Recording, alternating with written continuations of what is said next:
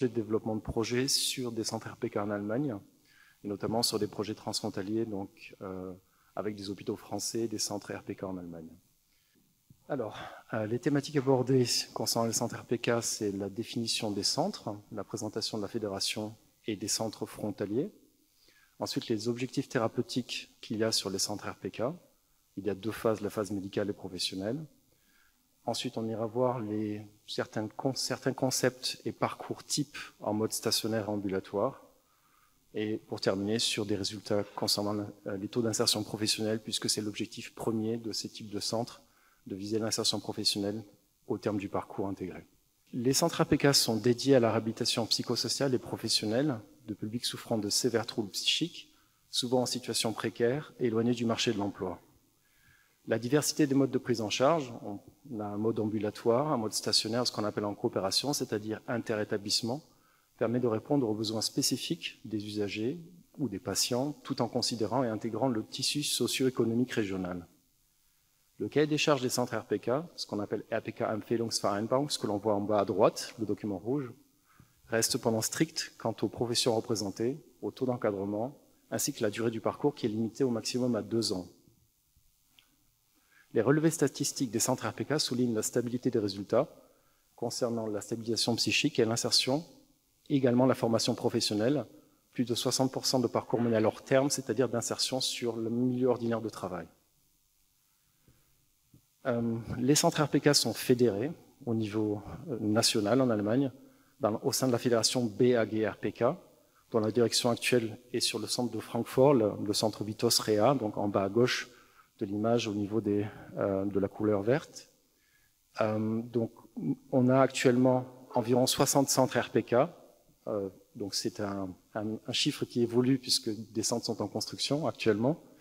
Et au niveau régional, donc frontalier, ce qui nous intéresse peut-être plus dans notre cadre de travail, donc on va distinguer un groupe de travail sur le land de Baden-Württemberg, donc c'est-à-dire toute la partie frontalière avec l'Alsace, qui comprend 10 centres RPK, capacité d'accueil environ de 300 personnes, et donc un centre, le plus gros centre d'Allemagne et le plus ancien, qui est juste devant la porte ici, de manière très intéressante, donc qui est à Saarbrücken, donc à une capacité de 90 places, le AT7 RPK de Saarbrücken, un centre en Rhénanie-Palatinat de 50 places. Alors, en fait, c'est quoi le modèle RPK? Le modèle RPK, en fait, en allemand, ça s'appelle Reha für psychisch kranke und behinderte Menschen, traduit littéralement, c'est réhabilitation pour personnes souffrant de troubles psychiques ou en situation de handicap psychique. Traduit de manière adaptée, puisqu'il s'agit d'un processus intégré, réhabilitation psychosociale et professionnelle, mais ce n'est pas la traduction littérale, bien entendu. Quel est le type de personnes pouvant bénéficier de soins RPK? Donc, ce sont des personnes, des patients donc, souffrant de psychose, de troubles affectifs, de graves troubles de la personnalité, troubles névrotiques et somatoformes. Ce sont les diagnostics principaux qui sont concernés par la prise en charge RPK. Au niveau des modèles de soins, donc, il y a effectivement 2 phases qu'on appelle la réhabilitation médicale qui se termine et se poursuit par la réhabilitation dite professionnelle.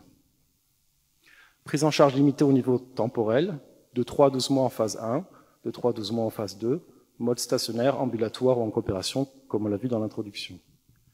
Un autre élément intéressant, c'est la prise en charge financière de ce type de structure, qui est en fait un accord tripartite entre l'Agence pour l'emploi, la caisse d'invalidité retraite et les caisses d'assurance maladie. Donc ça aussi, c'est un élément assez particulier, puisque le facteur emploi étant intégré d'entrée de jeu, l'Agence pour l'emploi finance les parcours.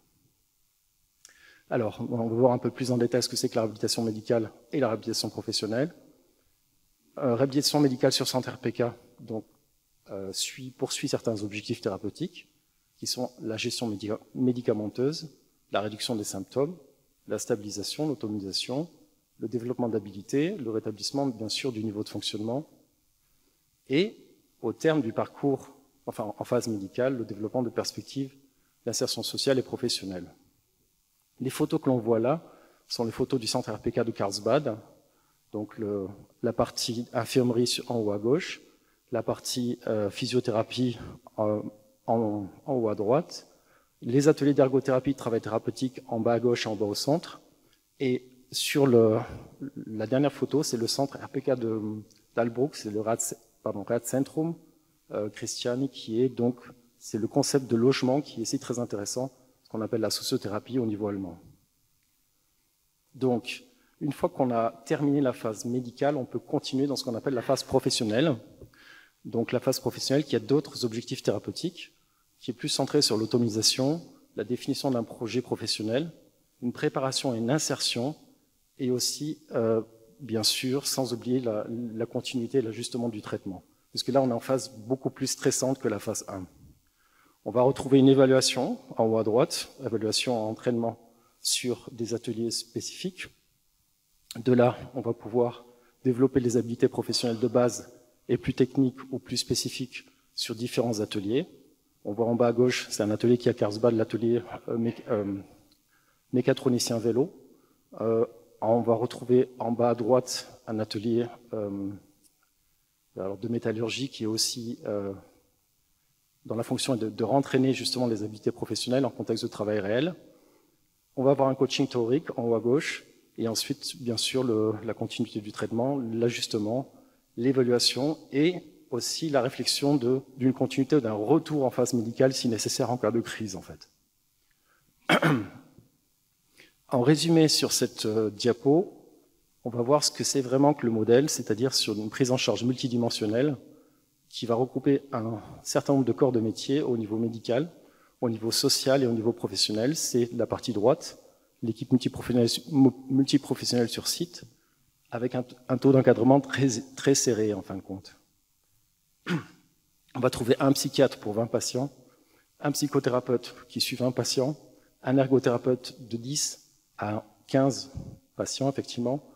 La même chose au niveau de ce qu'on appelle des ateliers de travail thérapeutique avec les éducateurs techniques, qui sont aussi des thérapeutes, le chargé d'insertion qui suit 10 à 20 patients, l'infirmier de 10 à 20 patients, également le physiothérapeute qui suit de 40 à 60 patients. Donc c'est vraiment pour moi, le cœur du modèle, c'est sur le taux d'encadrement et les professions qui sont représentées sur un lieu, en fin de compte. Les thérapies, sont classiques, thérapie médicamenteuse, psychothérapie, ensuite qui évoluent sur l'ergothérapie, les ateliers de travail thérapeutique, les thérapies indiquées, éducation thérapeutique, remédiation cognitive, les thérapies complémentaires, pour évoluer vers la remobilisation professionnelle et l'évaluation en situation de travail. Un autre élément intéressant, c'est le tarif jour, qui est en fait relativement modeste, de 100 à 120 euros par jour en mode ambulatoire et environ de 130 à 170 euros en mode stationnaire. Si on compare ça, par exemple, à un tarif journalier qu'on va voir sur un centre de jour, c'est relativement modeste pour le type de prestation dispensé au niveau médical et professionnel. Alors, la prochaine diapo se consacre plus à des exemples de concepts et de parcours RPK, à la fois en mode stationnaire et ambulatoire. Un petit résumé, un rappel du concept et du parcours RPK. Il s'agit de la sollicitation croissante. Les parcours de réhabilitation en phase médicale comme professionnelle en centre RPK sont établis sur le principe de sollicitation croissante. En phase médicale, le parcours débute par une période d'intégration et d'évaluation, une évaluation de 4 à 6 semaines sur le centre, sur les ateliers au quotidien. S'ensuit une période de développement des habilités et de remobilisation, ergothérapie renforcée, atelier de travail thérapeutique et atelier, bien sûr, de thérapeutique à proprement parler. Utilisant donc les ateliers de travail thérapeutique en interne, on peut aussi intégrer des stages d'évaluation en externe. Le degré de sollicitation est donc en permanence adapté à la situation de l'usager, en tenant compte de ses préférences, son ressenti, sa progression et des évaluations de l'équipe pluridisciplinaire. C'est-à-dire qu'on peut continuer en augmentant le degré de sollicitation ou le réduire si nécessaire. La phase de réhabilitation médicale se termine par une recommandation vers le parcours le plus adapté, par exemple la RPK en phase professionnelle ou autre dispositif, ou l'insertion directement au milieu social et professionnel. Le parcours se poursuit, comme l'a vu là, donc, en phase professionnelle par une période d'évaluation des aptitudes qui va aussi durer 4 à 6 semaines. Württemberg, le Radzentrum Christiani.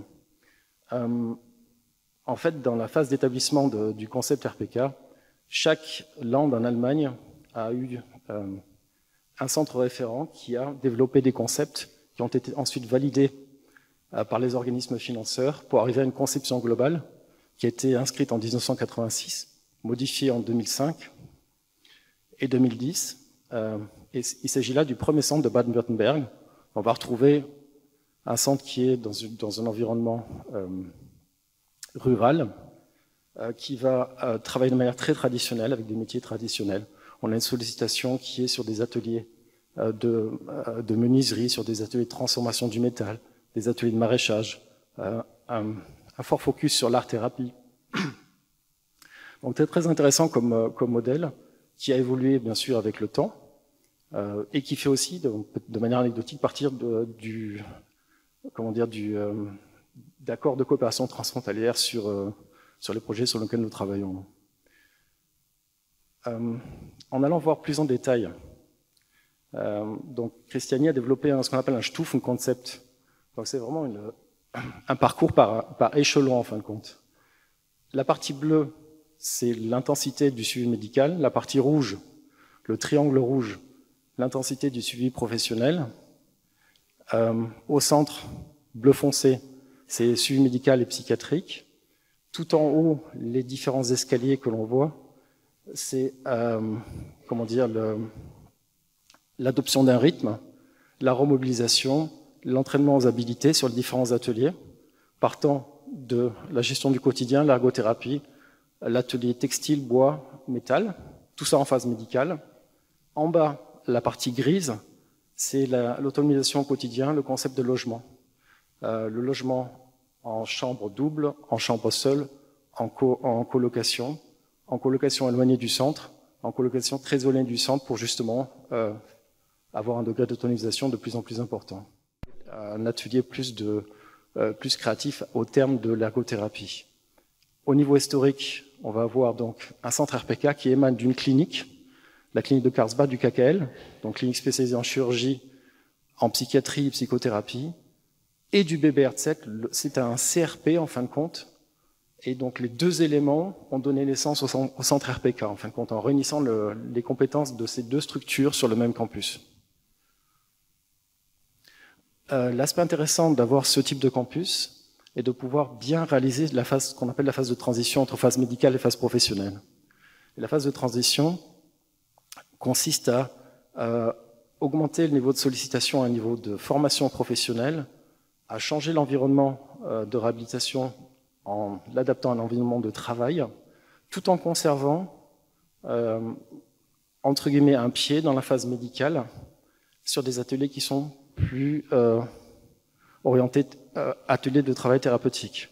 Et donc là, quand on a ce type de campus, il est très facile d'articuler les phases et aussi si nécessaire, de les ajuster. Donc l'avantage d'avoir l'environnement clinique, le centre RPK au milieu et la formation professionnelle intégrée. Les nouveaux modèles, donc issus des nouvelles conceptions 2005-2010, le mode ambulatoire, le mode en coopération, les centres intégrés dans la cité. Le centre RPK de Munich, par exemple, c'est un centre qui est aussi relativement jeune. Alors, j'ai plus la date de création, mais qui a 5 ans, je pense, qui a été créé au centre-ville, en coopération avec des établissements type entreprise adaptée et ZAT, et aussi avec des partenaires privilégiés avec le milieu ordinaire de travail.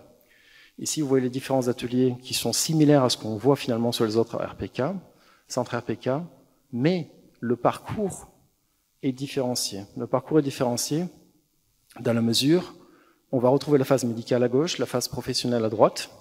On va retrouver une phase de transition qui est la dernière des sous-phases de la phase médicale, la 4e phase, et une phase d'évaluation en phase professionnelle. Donc c'est toujours cet élément-là aussi qui est critique dans les parcours.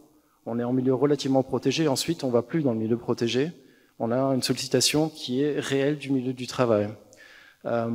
Munich, on va dire, a développé un concept qui est intéressant d'intégrer au sein du parcours dans l'emploi du temps, dans un plan de semaine, plusieurs évaluations, plusieurs après-midi par semaine, au sein de leurs partenaires, au sein des entreprises.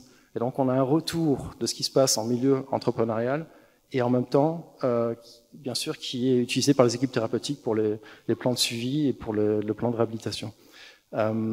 Ces éléments-là ont été aussi beaucoup plus développés, s'amenant plus vers l'emploi accompagné, en fin de compte, modèle de Hanovre, où les personnes viennent au centre le matin en venant juste faire acte de présence et sont ensuite sur la phase médicale intégrée 4 heures en stage en situation réelle et en phase professionnelle jusqu'à 6 heures.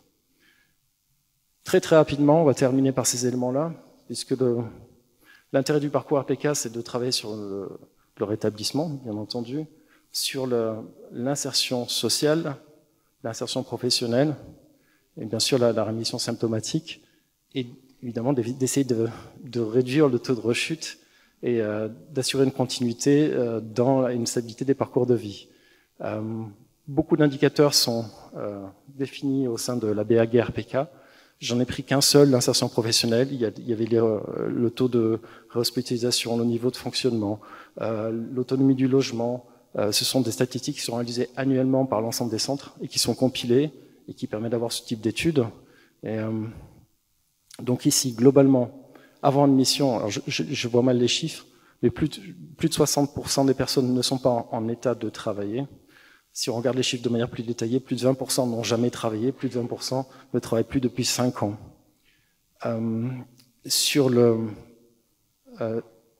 Ça, c'est avant d'intégrer la phase médicale. En intégrant la phase professionnelle, plus de personnes sont en état de travailler, puisqu'il s'agit vraiment plus d'une réorientation professionnelle et d'une remobilisation, justement le terme aussi motivation de ce colloque. À la fin du parcours RPK, c'est ça qui est très intéressant, on peut sortir en phase médicale et ça peut largement suffire. Voilà. Au terme de la phase professionnelle, on va retrouver 34 à 46% de personnes qui peuvent travailler en milieu ordinaire, mais surtout 25 à 25% intègrent une formation professionnelle. Donc là, on peut redémarrer dans sa vie professionnelle en fin de compte. Merci beaucoup. Voilà le résumé du modèle dans ces grandes lignes. Donc s'il y a des questions, n'hésitez pas. Merci.